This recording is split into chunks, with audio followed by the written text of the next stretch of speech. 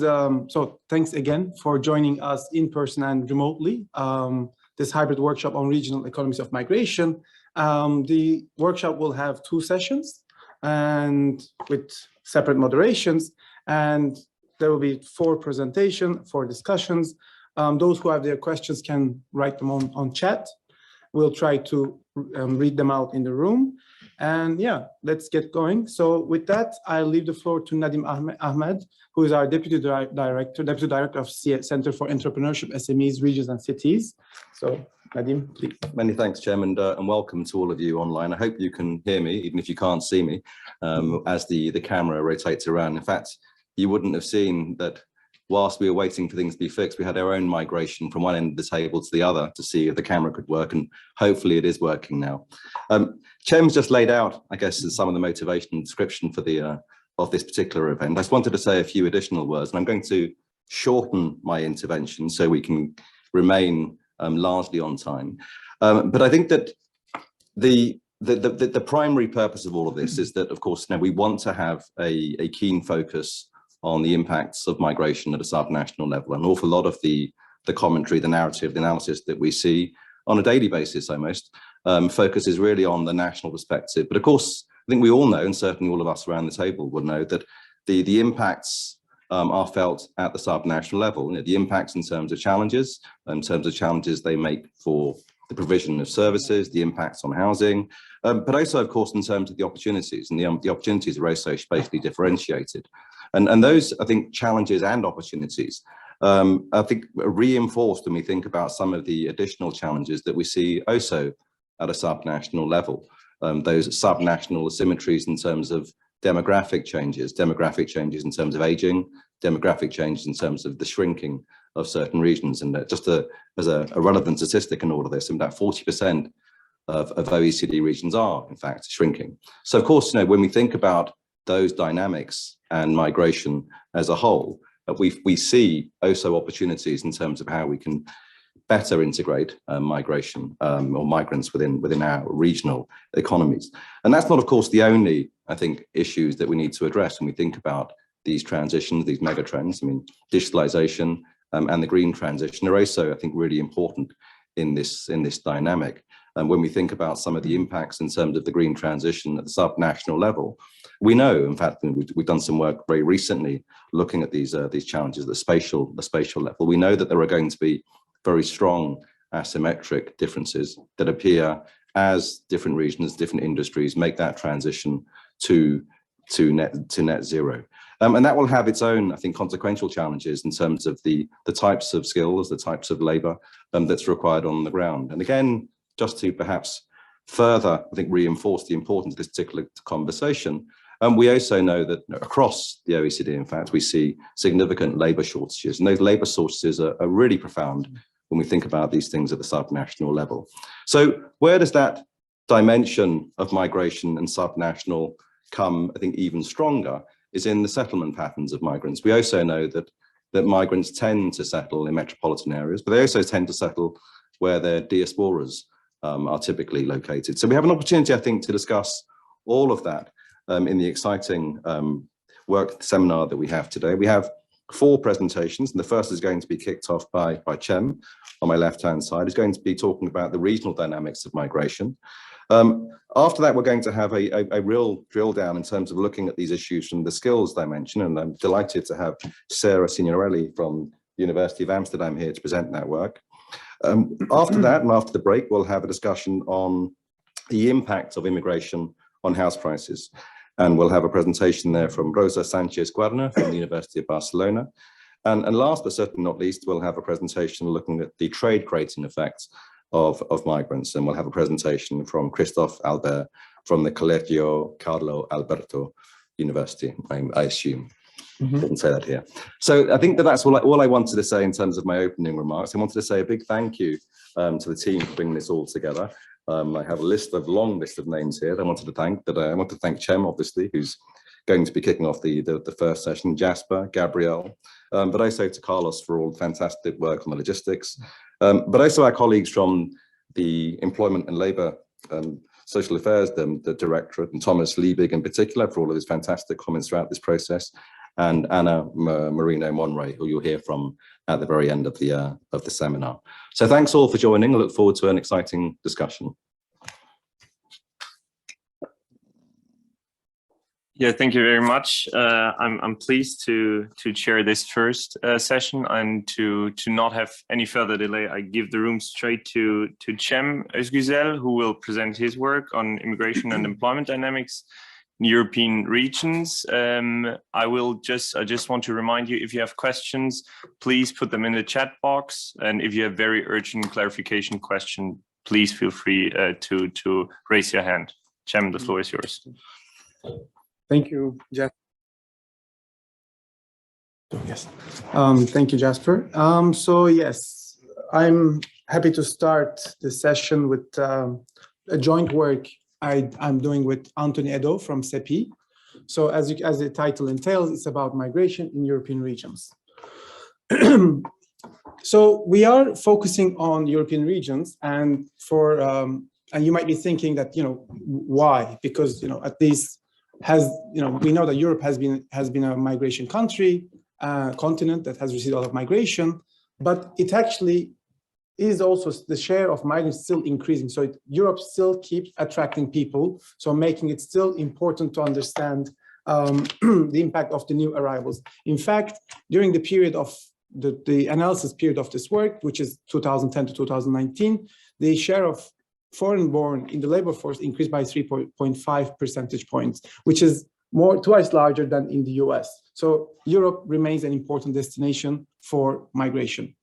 But as importantly, what is an important pattern that we notice is that the share of migrants varies greatly across and within European countries.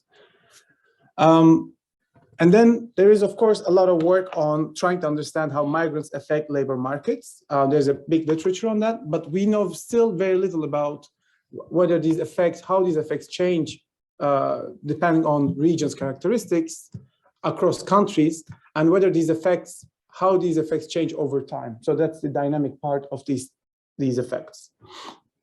So in this work, we try to contribute to this literature by providing evidence from European regions, focusing on the last decade, focusing mainly on Western European countries. Our data source is European Labor Force Survey, supported by some data set from our own OECD regional database, and some census data that we have digitized for this, well, not digitized, we have harmonized for this work. The empirical approach is quite straightforward. So we use very standard approach of comparing places that have received a lot of migrants to those that have received less migrants, and to see how these changes in the migrant population affects the employment rate of natives living in those regions. So we try to identify these effects through using fixed effect region and period fixed effects, but to address the endogeneity concerns that is due to the non-random settlement of migrants across locations, we use, again, a very standard approach of the network instrument, the shift share instrument to claim causality. And then with this framework, we try to understand how the labor market effects of migrant changes over time, whether these effects in the short and the long run are the same or not, how these labor market effects of migrants on native workers change depending on native workers' education levels. Then we try to shed light into the importance of regional characteristics. So we see whether these effects are even or different for regions with going through different economic dynamism. And finally, we try to understand the importance of labor market institutions in the yes.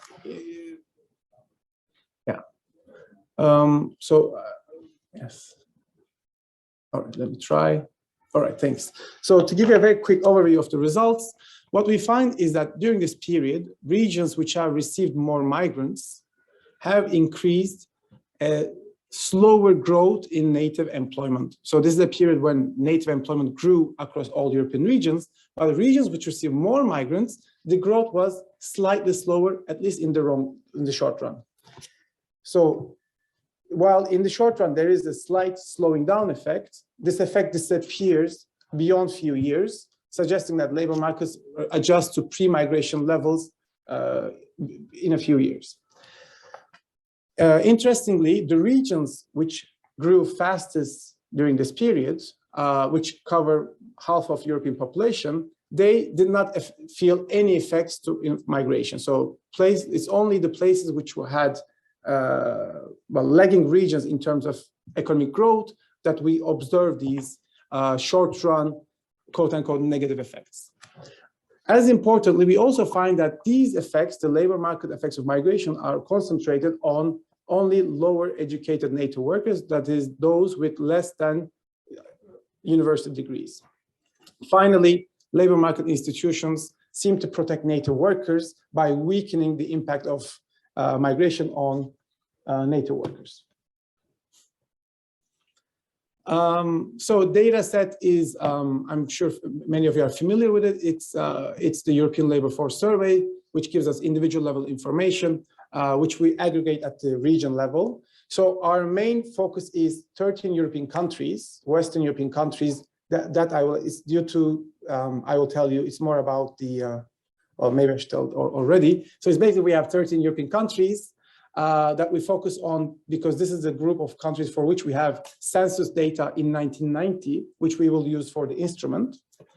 But we also have an expanded sample where we focus on 28 countries, all European countries and the UK, but with less claim on causality. So our unit of analysis is regions, TL2 regions or NUTS2 regions, roughly, and which means there are 136 regions in 13 Western European countries, and we focus on individuals who are economically active. From the OECD database, we recover data about income per capita, which we measure for the sort of a proxy for economic dynamism at the regional level.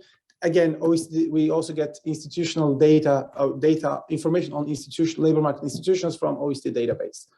So the instrument, which I told you in the earlier, which is the shift share instrument, which relies on past settlement, past networks of migrants, we use census data from 1990 for 13 countries. And then in a second step, we have an extended sample where we again, unfortunately, rely on only European Labor Force Survey, but the first year of European Labor Force Survey, which is 2004, the first year for which we have information about migrants' background. So this is the, these are, here you're seeing the share of foreign-born population in the Western European countries between 2010 and 2019. As you can see, the blue bars correspond to levels in 2010, and the small markers, they correspond to levels in 2019. As you can see, in almost all European countries, the share of migrants increased. On average, or the average of all these countries, went from around 13% to 16%.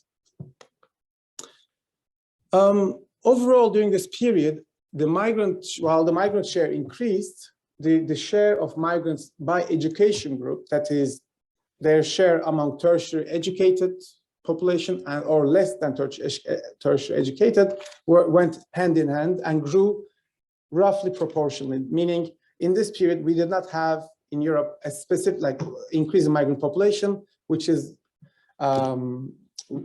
dominated by one of the skill groups. It was a balanced growth in terms of education group. An important point to keep in mind, which will be crucial when interpreting the results, is the last line, which shows the employment rate of natives during this period. As you can see, this was the period of analysis corresponds to just the aftermath of Great Recession, where employment rates had gone down slightly. So here we see that during this period, the employment rate of natives it increased across all regions, recovering from the Great Recession. To give you an idea about the countries that we're covering, so here you are seeing the maps, regional maps. Panel A shows you the employment rate of natives in 2019, and panel B shows you the share of migrants in 2019. So what you can see here is that as it gets darker, the values go up.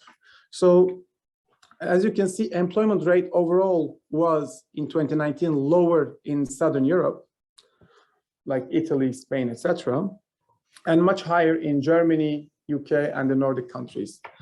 In terms of migrant share, on the other hand, Southern European countries, they had a higher share of migrants. Of course, Germany and UK also have higher shares of migrants. If you look at the growth, the change of native employment and change in shares, you can see that there is a bit of a variation. So it's like they don't necessarily go hand in hand. For instance, you can see that while Southern European countries increased the, there's a error in the map. Yes, let's maybe skip this maps because one of them is wrong. So overall, yes. Overall, the point is like all places increase in the employment rates, also in the share of migrants, but there is some variation, and those two do not necessarily overlap across all regions. So we are interested in understanding the relationship between an increase in the immigrant share at the local level and how it affects the employment rate of natives, both in the short run and in the longer run. So on panel A, you see the annual changes. So change between 2 years, how it affects. So your y-axis, x-axis is the migrant share, and the y-axis on panel A, well, in both of them, it's the employment rate. So what you can see is that in the short run, in panel A, there is a slightly negative relationship. So you're probably unable to read the slope, those in the room, but those online can read it. So the slope is quite negative. But if you go to look at the 10-year differences in a longer interval, then this relationship gets flat or slightly even positive. So this is something that, of course, these are raw correlations, but this is what we're trying to capture empirically in the analysis. So empirical strategy, in a nutshell, as I said, we're comparing places which had a lot of migrants to those which had few migrants. Our outcome variable, so that's the left-hand side of the equation, is the log of the employment to population ratio among natives. So basically, number of those natives employed over number of natives in the population in the region. Our variable of interest is the m, which is the log of 1 plus m over n. So basically, we look at the change in labor force due to the change in migrant population. So it's migration-induced change in labor supply. We have regional dummies to account for any factor that is time insensitive, time fixed over time that might affect the relationship at the regional level. Time dummies to account for any shock, positive or negative, that might affect all regions in the period. And we are clustering our errors at the region level to account for within region correlations. So beyond, in addition to having these fixed effects, we still are faced with the endogeneity problem due to the fact that migrants do not settle randomly across regions. They go to places in general which are booming, the region labor markets or regions which offer better employment opportunities, but then they also go to places where they know people. And that's the network channel that we're going to use in the instrument to create a variation to identify these effects. So again, this is extremely standard. Basically, we use a shift share instrument where the spatial distribution of migrants by country of origin in the 1990s. So we used the data furthest time that we could find, which was 1990. That's where the census data gets in. So using the census, we map the spatial distribution of migrants across countries within each region by country of origin. Then we distribute the current migrant population across these countries that's the shift part, using the share is historical shares. And the combination of the two gives us the shift share instrument. So this is our baseline, but then we also do a robustness test where we use an alternative shift share instrument where the share is from 2005. So the advantage of this using alternative instrument is that to test the robustness of the domain identification, domain IV, but also to go beyond the 13 countries and cover a wider set of countries. All right, so this is the baseline results. Here, what you're seeing here is we have OLS and IV results, and we have different time windows. So let's focus on the columns 1 and 2. What you can see here is that OLS results are slightly more negative, or slightly less negative than the IV results. That actually supports the argument that migrants tends to go to places which are booming. That's why accounting for endogeneity concerns actually allows us to address this issue and get an unbiased estimate, which is slightly more negative than what would give us an OLS would give us. But then as you go from left to right, from 1 year to 10 years, you see that right away, beyond the 2 years, these negative effects disappear, suggesting that the labor markets adjust beyond 5 years threshold.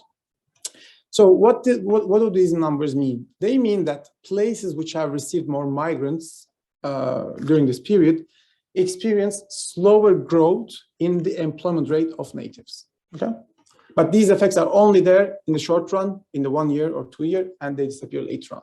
I'm going to speed up a bit. Of course, we wanted to make sure that these results are not driven by any empirical choice that we made. So we have all these robustness tests, which are motivated by the literature and different ways of doing the same analysis, but different models, or empirical models. So we use it, we do all of these, the results remain unchanged. Then we look in a second step. Now we differentiate the natives by their levels of education. So we have the first line is those who are low educated. That means those with less than university degree. And in the second line, it's those with university and above. What you can see is that the negative effect that we see in the first year, it's concentrated mainly on low educated natives, while there are no effects on high educated natives. If we go beyond the 1 year, so to 5 to 10 year intervals, we see that while the negative effect on low educated disappears, we see that there's even a positive effect on high educated natives, which is again quite in line with the existing literature. So this suggests that I'm gonna make the conclusions later on, given that we're running out of time. And then institutions. So there is not much work on looking at the importance of labor market institutions and how they can shield or not natives following an immigration-induced increase in labor supply. Here, what you're seeing is on the first line, so I'm only presenting to you the 1 year intervals. If you do the same thing with the 10-year intervals, a longer window, we have the same results. So it's just visually to make it readable, I'm focusing on one of the two results, only one time period. What you can see here is we have 3 different proxies for labor market institutions obtained from OECD database. So the first line is the immigrant share as before. Second line is immigration share interacted by high initial employment production index. This means the higher the value the index gets, the more rigid the labor market is, okay? The second line is we interact the same immigration share with union density, and the third line, immigration share with high coverage agreement. So that's how much wage discussions are done at the collective level and not at the firm level. So of course, those 3 measures are quite correlated, and we use all of them together as like a robustness to make sure that we're not picking something only driven by an effect that's only driven by one of the measures. So what you can see here is that if you let's look at column 2, we can see that while having an increase in the immigrant share slows down the growth in employment rates, having a highly rigid or strict institutions kind of compensates for it. So it kind of cushions the effect. We do not find any effects on the union density. I can get into why we think that is the case, but maybe save it for questions. Then if you look at again, high coverage agreements, we see similarly positive effect, protective effect of these institutions. If we, in 7 and 8, column 7 and 8, we have all of them together, we still see that the effects are there. And then one might think that places which have such high employment protection might be also very dynamic places. So here, what we do is we add a line where we account for economic dynamism. That is, we group regions by the growth in their income per capita during the whole period. And we group 25% of them as those with high growth versus those, and then the remaining ones with less growth or slower growth. So it's basically a dummy interaction variable. And what we see here is that regions which have experienced fast growth during the period, they were also able to absorb better the increase in the labor supply due to migration. So to conclude, we look in this work the employment effect of migration across 13 Western European countries between 2010 and 2019. What we find is that native employment grew slower in regions that received more migrants. The effects are much larger, actually are concentrated on natives with low education levels or those living in less economically dynamic regions. On the other hand, natives with high education, university and above education, or living in dynamic regions experience little to no effect. Either way, the negative effect that we observe in the short run disappears over time. And finally, natives living in regions with tighter labor market institutions are affected less. So labor market institutions kind of shield migrants from, natives from migrants' effect. Very quickly, what are the policy implications? This work suggests that the impact of migration on labor market outcome of natives is highly uneven across workers, places, and time. This means that we need to, well, countries need to develop targeted policies that consider these uneven effects to mitigate the short-run effects, the negative short-run effects that are concentrated on certain workers and certain places. So if you have any questions, please do not hesitate to reach out. Thank you very much. Yeah, thank you very much, Cem. And without any further ado, I give the floor to Yashna Govin. She's an assistant professor at the Copenhagen Business School and will discuss this paper. Yes, great. Just wait for the slides to be on. But in the meantime, I'd like to thank Cem and the OECD for putting together this day. And I can already say that I think this paper is looking at a very important question, given how highly debated it is in the scientific world, but also in the political debate. So that's nice to have additional evidence on the effect of migrants' inflows on natives' employment. So I would not spend more time summarizing the paper. I think you did a great job presenting it. But what I'll do is I'll give you some of the main aspects that I find interesting, the broader question that it raises, and then some technical aspects, and then go over some minor suggestions. We'll maybe wait for the slides to come on. I mean, I can maybe start already so that we keep on. Great. So let me go over the highlights. So if you can go directly to the third slide, it should be. Yes. Yes.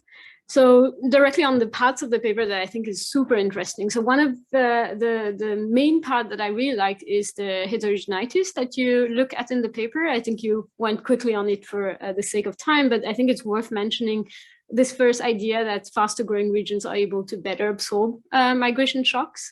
And this is relevant because we know, as you've mentioned many times, that migrants tend to sort in these highly growing regions. So it's nice to see that these regions are able to absorb them. The second thing is the role of the labor market institution, as you point out quickly in the conclusion.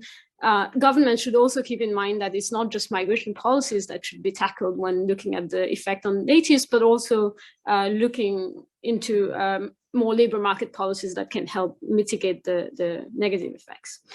Let me move on to the other point that I find really interesting, that I think you don't emphasize enough in the policy implication. It's this effort that you do to look at the short run and long run effects. So if you look at this, I mean, you do a really nice exercise of disentangling the two with the idea that the short run gives us kind of the partial equilibrium effect of the migration shock, and then the long run is an attempt to go closer to the general equilibrium effect.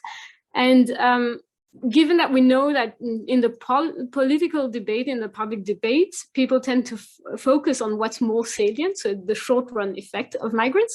If you only focus on that, you might end up supporting really like restrictive migration policies.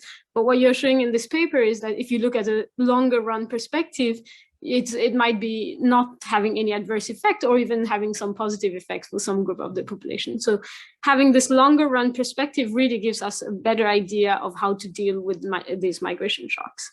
So I would say the suggestion that I have there is to also add this as a policy relevance of your work to this political discussion. But then because of the fact that this is very relevant for the policy discussion, it also raises a lot of questions of what are the mechanisms that are at play in your setting that could help explain why we go from the fact that there's a short run immediate negative effect, but then we go from there to having no long run effects. The literature tells us a lot of different reasons why that might be the case, whether it's, you know, the inflow of migrants can lead to increase in demand, cheap labor can help firms to grow. Or on the other hand, you can also have that natives might be relocating to other regions, which you don't touch upon in the paper. And these would have completely different policy recommendations, right? If you have natives that are moving around, then your type of exercise is not really going to be able to account for that, because then they're moving to regions that are not that impacted by these shocks. And then when you look at the global effect, you're finding a lesser strong negative effect for natives. So can you say something more about the mechanism? Can you test any of the mechanisms in your setting? So this was more of a broader, I would say, comment on you know, future research as well, and the type of broader question that it brings to mind. Let me go quickly on a more technical aspect of the paper. So one of the main aspects I'd like to focus on is the sending countries, or rather the sending continents. Since you group these countries in very big regions. The first point was, and this is really in the details, but it was not always clear to me how you group these countries. So in the main analysis, it seems that it's 5 groups. And then in the alternative IV approach, it's 4. And then in the appendix, it was 6. So it would be nice to have like a more coherent way of dealing with this throughout the paper. The second point here is maybe an annoying comment. We know that, I mean, the general rule of thumb was that the F-test should be greater than 10, but there's a more recent literature. So I would advise you to see whether that applies in your case and whether you can do something about it. But more concretely, I think the main concern I had on this part was that the regions of origin that you use, which is around between 4 to 6 groups, are highly heterogeneous groups. So these are grouping, you know, Northern Africa with Sub-Saharan Africa, Western, Eastern Europe. And what you're doing essentially is to say that you're using past settlements of Europeans in the 1990s to predict how new waves of European migration, for instance, in the European case, new Eastern European migration is going to settle today. So essentially what you're doing, if you take the case of France, is you're looking at how, you know, Portuguese and Italians were settling in the 1990s and then predicting how Polish or newer waves of migrants are going to be doing. It's the same for if you look at, you know, Syrians refugees. So you're basically relying on the fact of how other Asian countries were settling to predict. So what I would say is like 2 suggestions or comments in there would be to first check the relevance of each of your instrument for each of these subgroups, whether it does as well for Asia and Europe, for instance, as it does for the other world regions. And then second, if I imagine you do this for the sake of having enough observations in each cell, but whether you can disentangle a little bit further, so to separate the Middle Eastern countries, North Africa, Sub-Saharan Africa, and Eastern and Western Europe. So already, I think just with this more refined grouping, it would benefit a lot for the relevance of your instrument. And then very quickly on some minor comments, but these are more, refined, detailed comments. I would have liked a little bit more additional descriptive statistics on the type of migrants that we're speaking about. I think you mentioned it very nicely on the education characteristics, but mostly on which region are we receiving migrants in your sample. The distribution of your log, the ratio of migrants to natives that you use in the paper, and then maybe whether you can document whether migrants sought into faster growing regions, and that would link it back to this broader question of whether then if these regions are the one able to, face this shock, then it has a different implication. In terms of robustness, I think you've done quite a lot in the paper. It's very nice to see that you try a lot of things. And one of the things that I really lacked in reading the paper was whether you can also show for the exogeneity of the instrument, show the correlation with regional characteristics. You do it with your dependent variable, but something more would be even more convincing on the exogeneity of the instrument.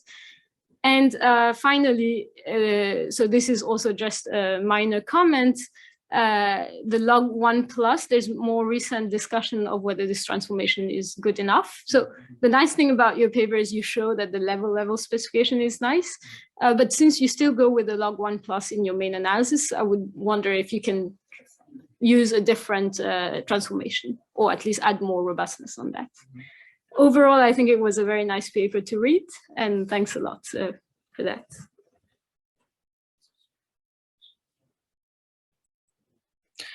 Okay, then I suggest we first try to gather some questions, and then Cem, you take like a few at once. So if you have a question online or in the room, please raise your hand now. Alternatively, to give you more time, I have a question. Reading this paper, I mean, very interestingly shows the effect on employment. And I mean, in the migration literature, it's always, we look at labor markets, employment and wages. And given that you use the EU LFS data, which I think also has wages, looking at wages could also be interesting. So my question is, did you do this and didn't find anything interesting? Hence we don't see it, or was there any reason not to do it, or what is your take? What would be your expectation on the employment effect?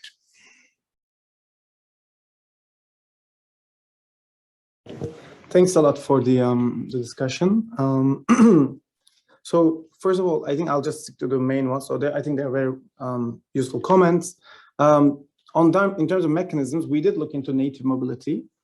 There was no effect. So at some point we had it in paper, but then I guess we dropped it, but maybe we should just put it back in, at least maybe appendix, because it is an important question, right? To have an unbiased estimate or even understand how natives react to migration. I mean, they might cope with migration by just avoiding competition. So that's a fair point, and we have results. Countries of origin, unfortunately, so yeah, the inconsistency, I'll have to double check, but you have to notice that we have 13 countries, 13 census data, so they all have their different nationality groupings, mapping them, and then mapping them with overlapping them with the EU LFS, which has its own weird setup. That's why we got down to 5-6 nationalities, because EU LFS also has country groupings, which like 15, 17 or something. Anyway, so that's the main reason. It wasn't by deliberate choice, but it was just to have a harmonized, and this is the best we could do it. That's why we couldn't go to 15 or 18 countries. Well, 13 was the max we could do. Yeah, okay, but maybe we can do something about it. And then going to the easy question, which is about wages. Well, wage information is not in the EU LFS. Huh? No, it's in a different data set. That's why we focused only on employment outcomes. But you're right. We are presenting one side of the story. We know that labor markets might adjust through wages or employment, or both. If it's a very rigid labor market, like as in the case of Europe, in general, it's one of the two. In general, it's the employment part. But yes, a fuller picture would be but that's a separate paper. If we could also look at how wages react to migration.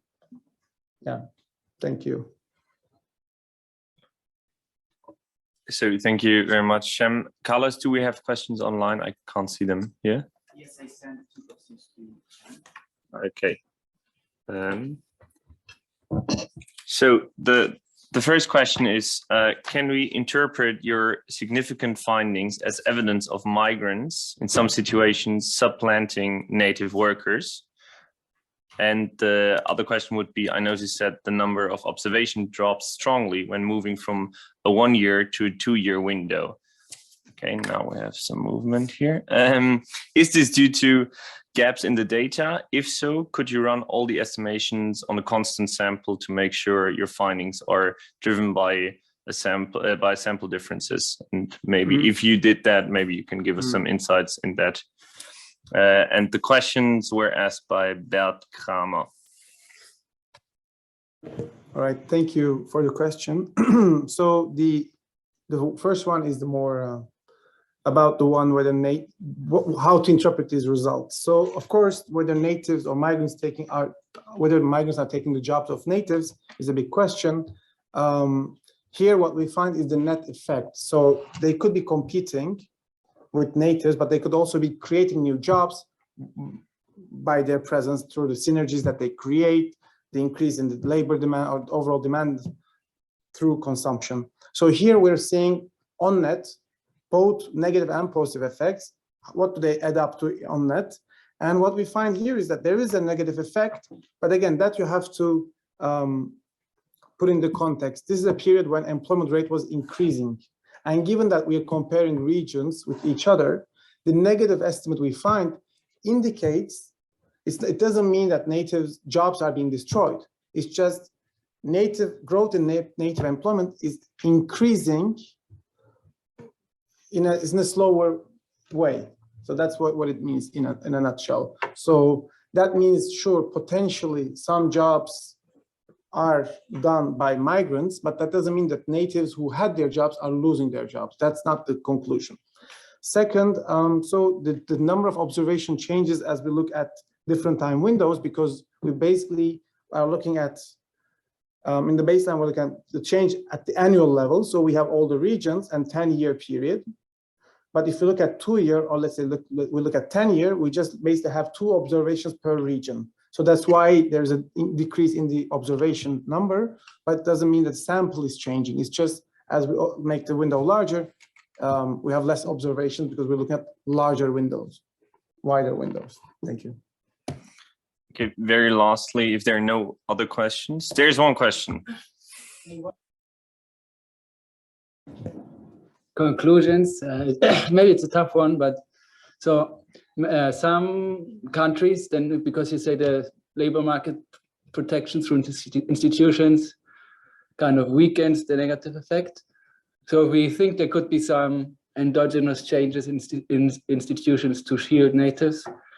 Would you say that's a good policy reaction, or might, because often more rigid institutions themselves lower employment. So it might be that independently of shielding natives from migration effects, it might be bad for the labor market to change institutions independently. So would you make a case for the more protective institutions, or rather not, based on your findings? So yes, thanks for the tough question. So my short answer would be, I think we need more evidence on this, because there's extremely little evidence on the importance of market institutions. But the existing evidence seems to go in this direction. But you're right that while policymakers might try to use these institutions to protect native employment, they could be shooting themselves in the foot by lowering or reducing this, the reactivity or dynamism of the labor market. But then we should not only think about labor market institutions, but we could think also about contracts. There is much more evidence on the importance of contracts, and those with permanent versus temporary contracts, and how the impact of migration is uneven across those groups, insiders and outsiders, dual labor market. So in that sense, I think it's not about the institution. I mean, it's the whole labor market itself is an institution. So I think whether regardless of which way we want to go, we should always keep that in mind. Like, it's a big picture, but I think it's a good point. What we need to understand is how these institutions, at least in the first step, what kind of effects they generate. So to understand who are the winners and who are the losers. I think that is important to make sure that no one loses from migration. Those who are on the negative end, they can be supported, etc. And it's true that institutions could be endogenously created as well. I mean, that's not exactly your question, but what we liked at this work is that the institutions are set at the country level, but the variation in the immigrant share is coming at the regional level. So in that sense, it is less endogenous to labor. So I think that's why we believe that while on the one hand, having institutions at the regional level, measured at the regional level could have been nice, they could have suffered from endogeneity, whereas having at the country level, it kind of allows us to better identify, but that's just a detail. With that, I think I need to stop. Right. I think we will first have Andrew Green asking a question, and if you both could be very brief, so we can afterwards hear Sarah's presentation, please. Yeah, it's not a question, a suggestion for the wages. I actually think in the LFS, over the time period, you have the decile of where people are in the wage distribution. So you couldn't get an average effect, but you can use distribution regression or unconditional quantiles, and you can actually see how the wage distribution changes. And I think it would all go through with what you have. Yes, that's true. Obviously what I meant with wages, right? Jem, do you want to answer? I know, I completely agree. That could be an interesting addition. No, definitely. With that. Okay, so we will take those two online questions as well. So we have 2 more minutes. So a question from Jérôme Gonod. What do you make of the possibility of native flight, meaning natives affected by the presence of migrants moving out of a region? Could this explain the short run but not long run effect pattern that you capture in your main analysis? And can you control for this? And there is one more question. Thank you for sharing this interesting work. Sorry if you mentioned this and I missed it, but were you able to distinguish at all in the terms of the type of migrants arrived in a region and whether that makes a difference? I mean, not origin, but ratio of labor versus humanitarian or family migrants, their age, gender, demographics. Looking into the heterogeneity of migrant populations across regions might add some interesting insights to your analysis. Thank you very much, Veronica. Thank you for the question. So thanks, Jérôme, for the question. So native part, as I said, the native mobility is important because if, for instance, regions which are receiving migrants are seeing an outflow of natives, then the effect we find could be the lower bound effect. So maybe it could have been, or upper bound. So depending on, so maybe things could be even worse overall. But here we don't find any effect. So it could be partially because we have large regions. So that is, there could be some moving out from the places, small cities which are receiving a lot of migrants within the regions towards areas which are in the suburbs or in the other parts of the regions. But there could be that, it could be that maybe there's no reaction to mobility through mobility, because we know that Europe has less geographical mobility compared to, let's say, US, because of the potential due to frontiers. And then the migrant characteristics, of course, it's a very good question, and this is something that's really high on our policy work here at the OECD, trying to understand whether the effects are, how the effects change depending on the visa scheme or the status of the migrant themselves. In this work, we did not go through this path, mainly because we want to have some causal interpretation, and if we were to have several categories of migrants, it would have been hard to claim causality in this framework.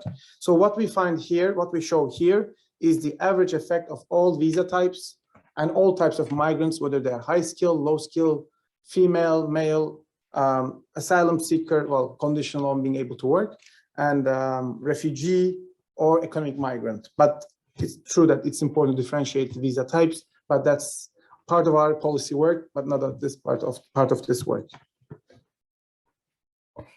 Thank you very much, Cem. We're now moving on to our first external presenter, Sara Signorelli. She is an assistant professor at the Amsterdam School of Economics at the University of Amsterdam and will present her work on firms in France and the effect of migration. You have 20 minutes. Yeah. Well, thank you very much for the invitation. It is a pleasure to be here and present my work. And just a precision on my position, I'm moving as of tomorrow back to Paris. I'm joining CREST, École Polytechnique, so it's even better to reconnect with the research and policy community here in Paris. So let's get started with a little bit of motivation behind this project. And really here we're thinking about a specific type of immigration, and in particular, migration of high-skilled workers, and in particular targeted to occupations that are facing skill shortages. And if we're thinking about this kind of broad debate on the future of work, we know that jobs are changing, and some of the OECD predictions says that 30% of the jobs are likely to change radically in the next 20 years. And that creates the fact that the demand for some skills is going to grow faster than supply, which is meant to generate some skill shortages. And if we look at this graph, I'm basically plotting on the x-axis the wage, so each bin is an occupation, the wage at the beginning of the period, and on the y-axis you have the change in shortages. And in a nutshell, what we see is that in particular occupations that are relatively high skilled, that are well paid, they're facing growing issue of labor shortages. So there's been some debate about what should be the political or the policy response to this situation, to this issue. There are two strands of solutions. The first one is about trying to adapt the school system to develop lifelong training and to try to increase nationally the supply of these skills. And the other way to go about it is to encourage immigration of people that already have these rare competencies with them.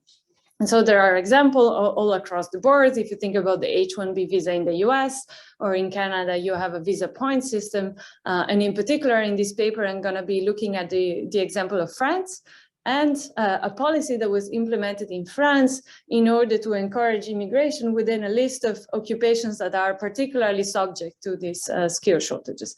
However, this policy is, well, some people are also criticizing migration as a potential solution against skill shortages. France in 2011 tried to restrict the list with the idea that the situation had changed. Now we're in a situation of high unemployment, and so we should prioritize French unemployed people for these jobs. In the US, more recently, the H-1B visa system was frozen, again, allegedly to protect American jobs. And at the same time, post-COVID, we're seeing even more shortages appearing in many occupations. And so this question is becoming really, again, very relevant, whether immigration can be a solution against the skill shortages. And so the objective of this paper is really to focus on one case study in France. And so the two questions that I'm going to try to address is first, how do firms react to the relaxation of the skill constraint, which basically tells us something about what were the costs ex ante that were associated with these skill shortages, and to what extent these migration policies can help reduce these constraints. And then secondly, I can look a little bit more broadly at different outcomes to look at whether there are positive spillovers associated with high-skilled migration. Do we see crowding in of other types of employment? Do we see productivity gains? And maybe even more relevant for this group here in the discussion that we're having about the regional impact, do we see heterogeneous impact across different labor market characteristics? I'm going to skip the literature in the interest of time, but quite a lot of work exists both on the role of frictions in the labor market and on the effect of high-skilled migration.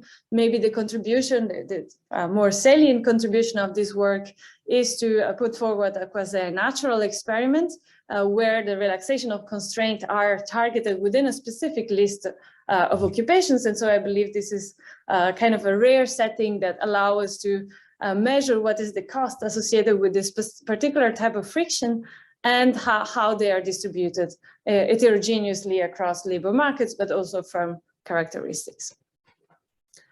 So let me just give you a few details about the reform. And just to clarify here, we're talking about migrants. What we mean is mostly non-European migrants. Obviously, we all know within EU, workers can move freely and find job in any other countries. And so this is the regulation that basically applies for a French firm that wants to hire an extra European migrant. And the main point of this diagram is basically saying that this is quite a complex procedure. It's long. It takes, well, the official timing is set to a maximum of 2 months, but in practice, we know that it can take much longer. And so this can be really a burden for French firms so if they want to hire a non-European, there is really a lot of administrative hurdle. And so what is this reform doing is that it will abolish 2 of the requirements that are in place for other type of occupations. The first one is that the firm doesn't need to prove anymore to have been searching extensively for a resident candidate. And the second one is that it doesn't need to certify each time that the particular occupation for which the migrant is hired is in a situation of labor market tightness. And so these 2 requirements are abolished for this particular list of occupation. And so we have some anecdotal evidence that this reduced quite significantly both the time it takes for a firm to hire a migrant and also the whole uncertainty surrounding the possibility for them to hire a migrant. It was a reform that was introduced in 2008. The list, I think, is unchanged up to today. For sure, it was unchanged up to 2020. Now, recently, there was some debate about updating the list, but say for the entire period that I'm going to look at, the list didn't change. We're talking about 30 occupations, all of them characterized by high level of tightness. However, each region selected a different subsample of this 30, depending on the tightness situation specific to the region. So really, these are occupations and they concern about 10% of the employment in France, or the private sector employment in France. And all of them are characterized by quite severe labor shortages.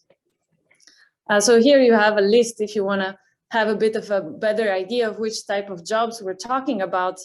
So many of them are actually not the super high skill, are these middle skilled technicians. So very specialized technicians, many of them working in manufacturing. So for instance, workers that have to do with electricity and electronics, or mechanical engineering. And you see there basically the skills that are the most concerned are electricity and electronics, mechanics, metal processing, construction. But here construction, again, we're not talking about the blue collar workers in construction, but rather the middle to high skill workers within the construction sector. And then we have a few very high skill workers or high skill occupation concerning computer science. So just before we go into any kind of fancy econometrics, I'm just plotting here what is the share of reform occupations in total employment across a couple of years before the reform and then a couple of years after. What we see is that they were concerning about 14% of employment in the private sector in my sample. So I'm only selecting firms that are larger than 20 employees. And this was, if anything, decreasing in terms of shares in the years prior to the reform, which reflect the fact that these jobs were getting tighter.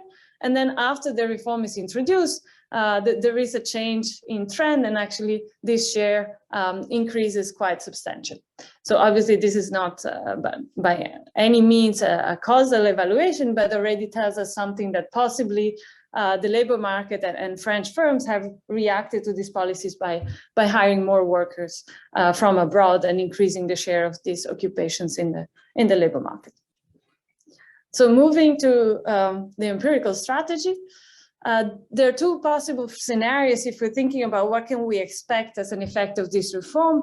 There are 2 scenarios. So the first one is that maybe firms were able to compensate for these shortages by hiring workers with kind of similar skills, training them in-house, they were maybe able to substitute some of these tasks by hiring more or investing in capital. And so if that was the case, then we expect the reform to have little effect on overall output and more creating crowding out of other types of inputs, so to find some substitution.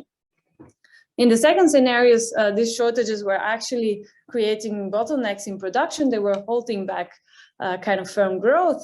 And so in that case, we would expect a strong effect on output and maybe even some crowding in of other types of inputs. And so the effect that I'm going to measure as a reaction to the reform can also tell us something about both the structure of their underlying production function and the actual costs that were associated with these shortages prior to the reform. I'll go very quickly on the data, but I use administrative French data that has both information on employment by detailed occupation. I have the wages at the establishment level, and then I have all different measures of firm performance from these financial records telling me the total size of the firm, but also the revenues, the value added, profits, capital stock, etc. I'm going to focus in the main analysis on mono-establishment firms, just because I had to assign them to a specific region, and multi-establishment ones are more broadly distributed. But in a robustness test, I also include the multi-establishment firms. I have to restrict them to the ones that are bigger than 20 employees, mainly due to the fact that the occupational information prior to 2008 was not very precise for the smaller firms. And I'm restricting to the private sector, except the financial institution, because financial institutions do not have to declare the financial records. So I do not have the performance indicator for them. And I'm merging in some information about the severity of the labor shortages that are taken from Pôle emploi, the French Employment Office. And this will allow me to construct some measure of how severe were these shortages before the reform. So in terms of empirical strategy, ideally, we would like to know at the firm level how much of unmet demand for these particular occupations they have. So how many jobs in these occupations they wanted to hire, but they were not able to hire prior to the reform. Obviously, this is something that is unobserved. And so I'm going to create a measure of exposure that is going to be at the labor market area, so the commuting zone level Z and a detailed sector S. And so just to summarize, the firms are going to be more exposed if they are operating in sectors and they're located in areas where these shortages in the reform jobs were particularly severe. So I'm going to compare firms that were in areas and sectors that were more suffering from these skill shortages with sectors and areas that were a little bit less in a situation of shortage for these particular jobs. And so once this exposure measure is clear, then I have a very standard difference in difference model where I'm interacting this continuous exposure measure with post-reform dummy, and I'm adding some controls. In particular, I'm controlling for tightness in other occupations not targeted by the reform, and I'm adding several layers of fixed effect at the firm and at the commuting zone times year and at the sector times year level. So in the end, the identifying variation is going to be the differential exposure across sectors and commuting zone once we have control for both zone and sector specific trend, but overall in the entire, so without making the interaction between them and controlling also for trends that are explained by shortages in other occupations that were not affected by the reform. So let me jump in and show you some results. So first of all, we might wonder whether anything happens in the employment of this particular reform job. So obviously the first stage that we want to look at is what happened to employment within this particular list of occupations. What you see on the left figure is that indeed employment was kind of following, they were on a similar trend between the most exposed and less exposed firms before the reform, and then afterwards the areas and the sectors or firms that are located in areas and sectors that are more exposed grow significantly their employment in the reform occupation. And then if you look at on the right side, the share of migrants within this reform occupation also increases. So this is signal that basically the reform was effective in a sense that these firms that were highly constrained, they were able to access more of the skills by hiring more migrants. And there I calculate what is the effect. The average effect after 3 years is a 5% increase in reform employment. And if we look at specifically migrant reform employment, is an increase of 17%. And then there is also 7% increase in the share of migrants within these reform occupations. So this is the first stage. It seems that firms reacted. They hired more of these rare skills. So now we can look at what happens at some firm output. So on the left, you see what happens to the log of revenues, and there the effect is positive and long lasting. And then the good news is also that there is a positive and long lasting effect on firm productivity as I measure by total factor productivity. So the magnitude is about 1.2% increase in revenues after 3 years for a region that is at the median or the mean exposure, and a 0.9% increase in TFP after 3 years. So it seems that indeed revenues and productivity react positively to the relaxation of the firm constraints.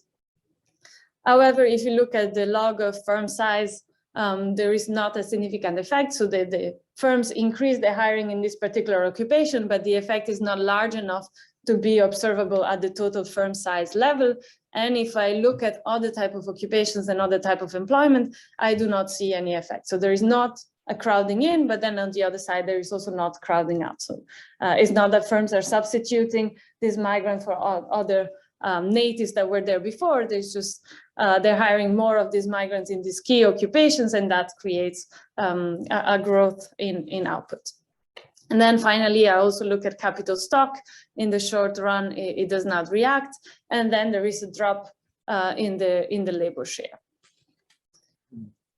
So this is the average effect. I'm going to skip. I have in the paper a lot of sensitivity analysis around the empirical strategy and some placebo tests, but in the interest of time, let me move to what I think is an interesting dimension of heterogeneity. First of all, I look at heterogeneity by different firm characteristics. I'm not showing it here, but the first stage effect of migrant employment is observable across all of these groups. So everybody reacts by hiring more migrants in these jobs. However, the effect on output is differential. And in particular, the effect of revenues and productivity is driven by small firms, which we think are the firms that were possibly the most constrained to start with. And also all of the effect is driven by manufacturing. So if I only zoom into manufacturing, I even find a positive effect on firm size and also on capital stock. And so this makes sense. If you look at the list of occupations that we're talking about, many of them are really specific to manufacturing. So manufacturing seems to be the sector that has benefited the most. And then finally, I want to do a little bit more analysis around heterogeneity by labor market characteristics. And in particular, I'm going to divide between what I call slack labor market and dynamic labor market. And this is nice because I'm showing different results with respect to what we've seen before by Jem, but this actually makes sense because I'm looking at a particular type of migrants that are very high skills and that they are bringing in competencies that were rare in these regions. And so what we see is that if you look in the two columns, and let's focus on the market level information, these slack labor markets have less firms. They have markets that are more concentrated. They have higher HHI within, like employment is more concentrated within a certain type of firms. There is low job-to-job mobility and low establishment creation and destruction. So these are markets that are less dynamic along many dimensions. And so possibly these markets were also having a hard time attracting these rare competencies when even with the locals would prefer to go to the more dynamic ones to find this job, given that they had very rare skills. And so we can look at where these slack labor markets are located. The darker the region, or this is the labor market, the commuting zone, the darker the commuting zone, the higher the proportion of the slack labor markets. They're typically not in the main cities and in the most dynamic regions. That you find them either in rural areas or in areas very close to Luxembourg and Switzerland. So possibly a lot of the businesses are actually across the border, and workers move there to find a job. And so these regions remain a little bit less dynamic. And so what happens if we look at the effect across these two type of regions? So on the left-hand side, you see what happens on the share of migrants within this reform employment. And there the effect is present in both types of regions. So it seems that firms in both types of regions reacted by hiring more migrants. However, the total reform employment only increases within the slack labor market. And so the way I interpret this is that the dynamic labor markets, they hired more migrants and less natives. So there was a bit of substitutions there, while the slack labor markets, they could benefit from the reform by just hiring the skills that were not there before. So they do increase the total number of jobs in these particularly rare occupations. And so if you look at what happens to wages, it's quite telling that the wages in these reform jobs do not change in the slack labor market, while they decrease in the dynamic labor market. So the idea there is that the dynamic labor markets, they substitute natives or migrants, they pay less the migrants. So that's why you have a decrease in wages, and possibly not much else is happening there. While in the slack ones, they have an increase in total reform employment. And then if we look at our two main outcomes of interest, the revenues and the productivity, that's also concentrated within the slack labor markets. And so just to put all of this evidence together, it seems that these slack labor markets were truly constrained by the lack of qualified workers. And so thanks to the reform, they are able to grow and become more productive. Some evidence that there's even a slight increase in the capital stock and a decrease in the labor share. So there is an adjustment of the production function. On the other hand, the dynamic labor markets, it seems that they were still able to access the skills that they needed beforehand. And so what the way that they benefit from the reform is just they hire more migrants and they lower the wages, but there is not much effect on the performance outcome. And so in the end, what we see is that an equalizing effect of these reforms in terms of the performance, the revenues and the productivity, the slack labor markets are on average less productive and they have less revenues on average, but thanks to this reform, this gap becomes smaller. And so just to give a very brief conclusion, it seems that these shortages in skills, they create some costly bottlenecks in production, and this is especially true in less dynamic labor markets. And so targeted migration policies can help increase this employment in these rare skills, and as a result, revenues and productivity also increases, in particular in these less dynamic labor markets. This decrease in the labor share might tell us something that capital is rather complementary to these technical occupations. And then as a final conclusion, it seems that this policy at least was useful in decreasing spatial differences in performance. So thank you very much, and I'm looking forward to your comments and discussion. Yeah, thank you very much, Sarah. I now give the floor to Andrew Green, who is a colleague from the aforementioned Employment, Labor and Social Affairs Directorate. Andrew, you have 10 minutes. Well, thank you. I'll wait 2 seconds for the slides to come up. Oh, great, we have them. So first I want to thank Sarah. One thing I will say is I'm very familiar with your work. We have previously supported a different paper of Sarah's in ELS, and it's wonderful. It looks like it'll get published well as well. I'm fingers crossed, right? So I'm very happy that in a different part of the house, you are also supporting her and her work. I will not summarize the paper, but I will say some really nice things about it at first. It's a really nice paper.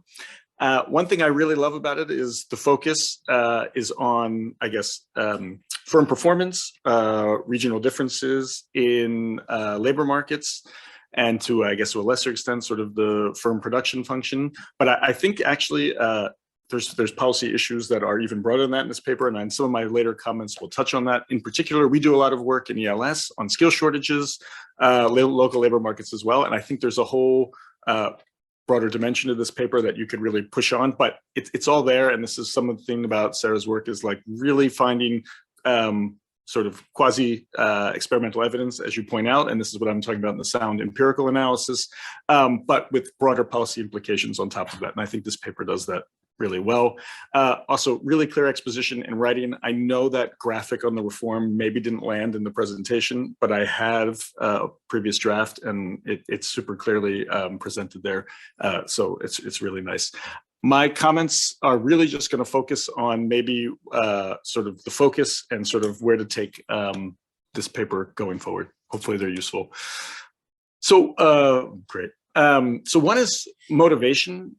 You push a lot on firm performance, but I think, and maybe this is me coming from a labor background, I'm sort of more concerned about welfare, specifically workers, both migrants and incumbents.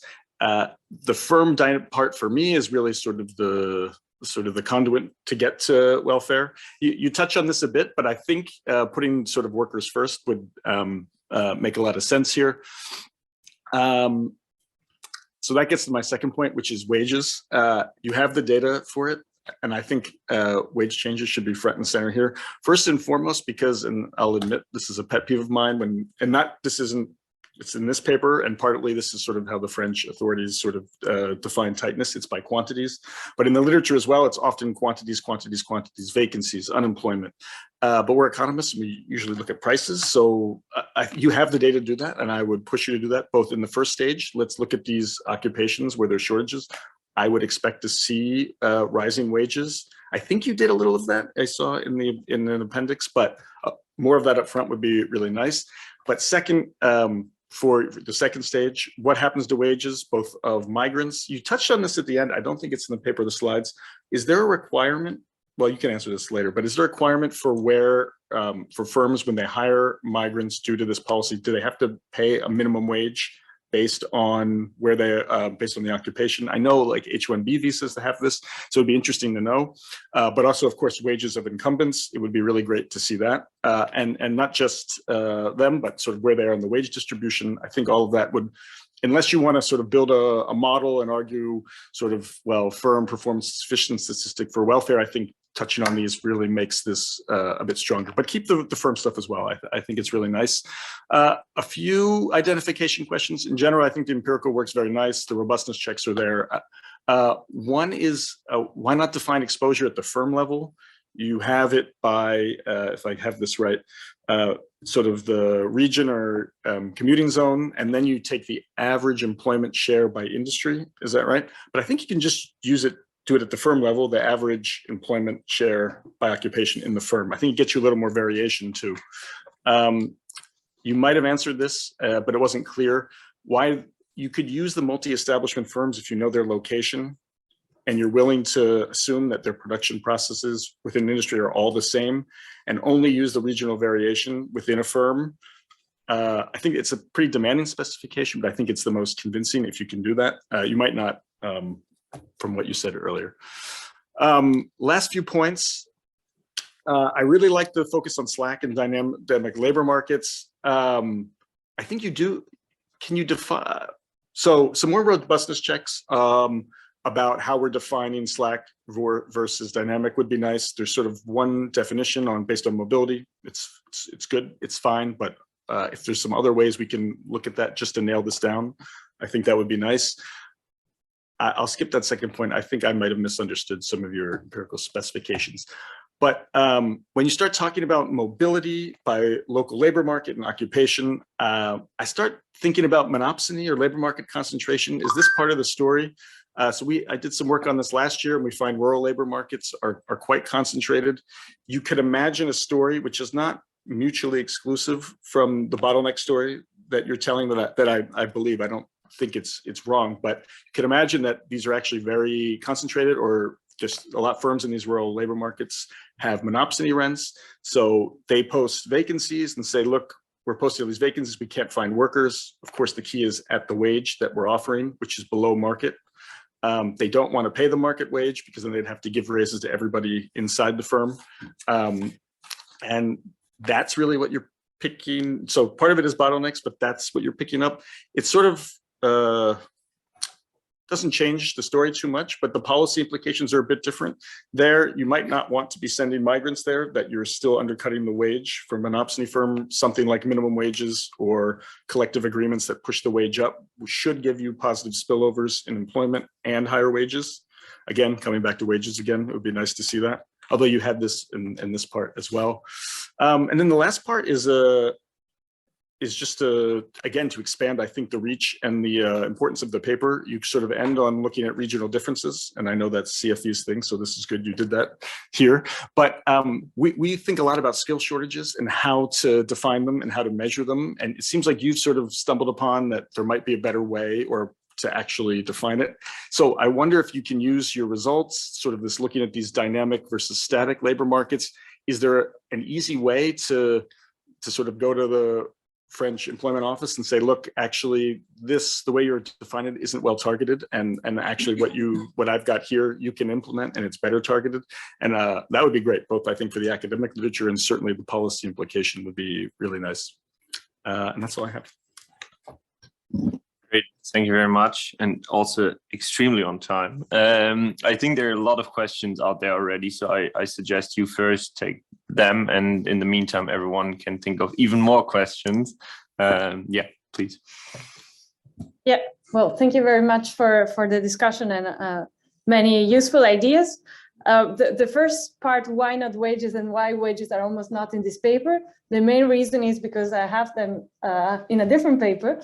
So I have a paper that really specifically focuses on the employment and wages effect with a different identification. So there I'm going really much simpler, given that there's a list of occupations, and I'm comparing these occupations with control occupations that are very similar. I don't have the firm dimension, and there I'm looking at wages and why. So in a nutshell, I find that wages decrease a little bit, but much more for migrants than for natives. And I'm trying to figure out why that is the case. So that's the main reason why in this paper, I'm not looking at wages. So I started with the other one. And then people told me, yes, but this reform was implemented by the French government with the idea of helping firms. So say the wage effect, obviously, as a labor economist, is very interesting. But then let's say from a policy perspective, we want to know, do actually firms benefit from this reform? And so that's the reason why I decided to also have a paper that looks more broadly on firm performance, that indeed is more linked to the effect of shortages and how shortages kind of constrain the growth, the ability for growth for firms. So the wage requirements part, indeed, one of the requirements is that there are minimum wages that are defined in French by different sectors and different levels of occupations. Those need to be respected also for the migrants. But again, in this first paper, I showed that these wages paid in these jobs are way above this minima. And so there's still quite a lot of room for paying lower wages while still respecting the constraint. Why not an exposure at the firm level now, moving a little bit more to the empirical strategy? Yes, I've been struggling quite, initially I wanted to do that. The main reason why is not so easy is because given that these are shortage occupations, you have some firms that have none before, and you don't know whether they have none because they don't need them, or they have none because they are very constrained. And so something that I might try to do as a robustness test is to kind of define at the sector level what should be the production function, and then seeing firms that have less. So the ones that have more are actually the ones that are going to react the less within a given sector because they're less constrained. So there is a little bit that aspect that make it a bit difficult to move to the firm level in terms of an exposure, but maybe we can talk over coffee, and if you have suggestions, I'm happy to take them. The multi-establishment part, yes, now I do it as a robustness test, but it's true that we're dropping some major firms in there. So I take your comment that maybe that should be the main analysis, and maybe having the dropping them as a robustness. And indeed, so I totally agree on the robustness of how do we define this slack and active labor markets. Maybe I can try some different definition and see whether we see similar things. And the monopsony story as well. I think this is definitely part of the story and one of in the summer statistics, I showed that these markets are very concentrated, and so possibly the monopsony story is also mediating part of this effect that I'm seeing. And if I'm going in that direction and taking that focus in the paper, in the end, I think it's worth exploring how much is this that is playing into the results. But thank you very much. Great. Yeah, we just continue with Cem asking questions. And Anna, did you also want to ask a question? Then Cem. Yeah, exactly. We collect the online questions, and Carlos, you give me a hand as soon as we have some. Until then, Cem, and then Anna. So thank you, Sarah. So one question we receive quite often is, countries come to us about their migration policies, and they ask specifically about such kind of policy. They are asking whether they should be using them, and I don't have an answer. So, or at least the answer depends on the context. But I was wondering, for instance, okay, for this type of profiles or this occupation groups, here are the answers. But what do you think about if we were to do something similar for very high skilled? Because that's like one of the questions we receive, because they are saying, should we let at least the very high skill come in, give them a preferential treatment so they can bring new industries and create new ones? If you have any question, I mean, yeah, what kind of difference would you expect in your results, either because of the high skilled or if it were in a different context? Any thoughts on that? Thank you. Want to continue right away, Anna? Thank you, Sarah.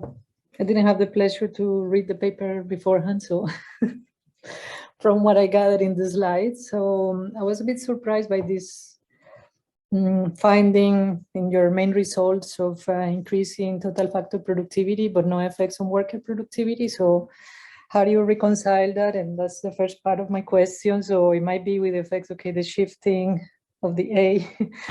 We know it to be, for instance, for better matching or knowledge spillover, stuff like that. And this is also some of the arguments that are sometimes made for saying that this kind of productivity effects should be larger in cities, because you have also the agglomeration effects that magnifies kind of those channels. But as far as I understand, you don't find necessarily that the TFP effect is larger in cities than in other areas. I know this is all at the margin, but if you can help us reconcile a bit those findings with what we know. Yeah. Yeah, thank you. Thank you for both questions. So the ones about the very high skills, so it's always difficult to do auto-sample prediction, say, but I have some work looking at migration of inventors specifically, and there it also seems that attracting these are really the top of the iceberg, like the super high skill that file patents, and that also seems to create more innovation in the country and spillovers also to the inventions of the non-migrants. So indeed, it seems that in general, attracting the best and the brightest seems to be a good policy. And in some of the work, we also see that there is a little bit of I wouldn't say zero-sum game, but international competition for these talents, in a sense that in particular, we see that when the US implements policies to attract more of these very high skill inventors, then the other countries innovate less and the other way around. So it seems that not attracting them is really a missed opportunities for many countries. Then the other side of the discussion is by attracting these skills from abroad, it might also create a bit of a disincentive from adapting the local school system and training. And so one of the reasons why these occupations are in a situation of tightness in France, especially the middle skilled, the technicians, is that there is not enough seats in the school system for all of the people that would like to study this type of job. So there is always more people that want to do these technical diplomas, and there is a constraint in terms of the supply of education. And so definitely, I mean, I think countries should not rely on migration as a way to not invest in the local education. So that's, I think, possibly a threat of only relying on high-skilled migration instead of trying to adopt the local training as well. And the question on the TFP, I think it's a very good one, and it's something that I'm also still trying to figure out why it is the case, because it's true that when I look at value added per worker, that doesn't really react, and it seems to be the TFP. So there should be some, I mean, my idea is that it's related to the complementarity with the capital that is playing out in the effect on TFP, but it's true that it doesn't seem to be agglomeration effects. And so again, maybe we can talk over coffee, and if you have some idea of some channels that I can test to find that, that could also be, for sure.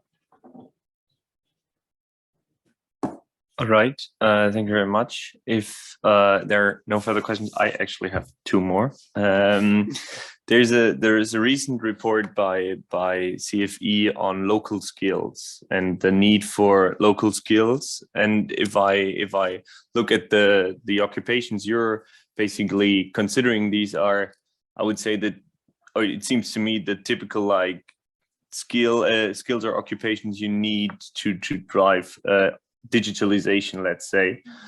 And now green skills, I would say, even more limited or even more demanded, or will be. Do you think these policies can be easily transferred to other skill shortages, or is it something which might not work as much with other skills? I mean, of course, it's a bit more abstract, the question.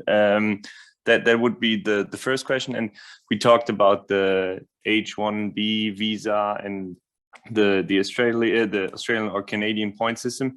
Is there ever evidence from other countries looking at like similar effects at the firm level? So how special are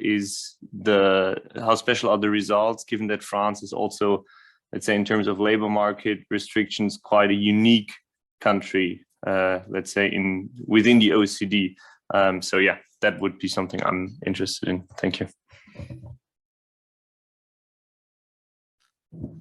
So the question on whether this is applicable to other type of skills, say the green skills or the ICT, well, part of the what will define whether it will work or not for different skills is also how abundant they are elsewhere. So if I'm thinking about skills that are very specific to the new, say, technologies for clean energy, etc., if there are skills that are in shortages kind of everywhere, I think the good way to go would be to really invest in the education rather than trying to attract skills that are maybe not so widely available anywhere else. So that also depends on how do you think other countries are doing in terms of creating the skills, and how attractive is France relative to others.